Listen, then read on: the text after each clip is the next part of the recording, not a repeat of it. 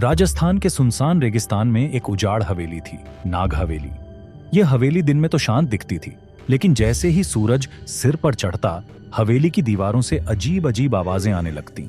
लोग कहते थे कि इस हवेली में दिन में भी आत्माएं भटकती थीं।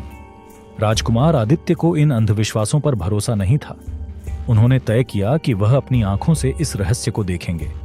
दोपहर के समय जब धूप सबसे तेज थी, आदित्य अपने सैनिकों के साथ हवेली में पहुंचे।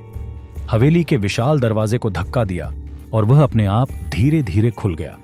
अंदर की हवा बेहद ठंडी थी, जबकि बाहर तपती गर्मी थी।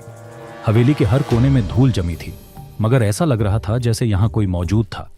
तभी ऊपर की मंजिल से किसी के चलने की धीमी धीमी आहट सुनाई दी। आदित्य ने अपनी मशाल जलाकर आगे बढ़ाया।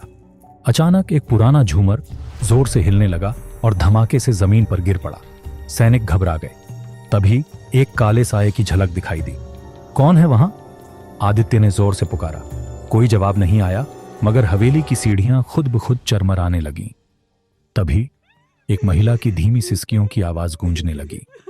वे जब ऊपरी मंजिल पर पहुंचे तो देखा कि एक पुरानी तस्वीर दीवार पर टंगी थी। तस्वीर में एक युवती थी जिसकी आंखें चमक रही थीं। जैसे ही आदित्य ने हाथ बढ़ाया, वह तस्वीर हिलने लगी और हवेली के अंदर तेज हवाएं चलने लगीं।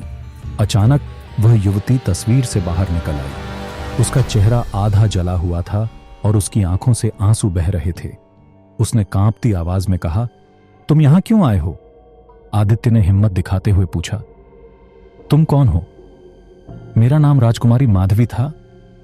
मुझे इसी हवेली में कैद कर जिंदा जला दिया गया था। मेरी आत्मा अब भी यहां भटक रही है, उसने कहा। तभी हवेली की दीवारों से चीखने की आवाजें आने लगीं। हवेली कांपने लगी।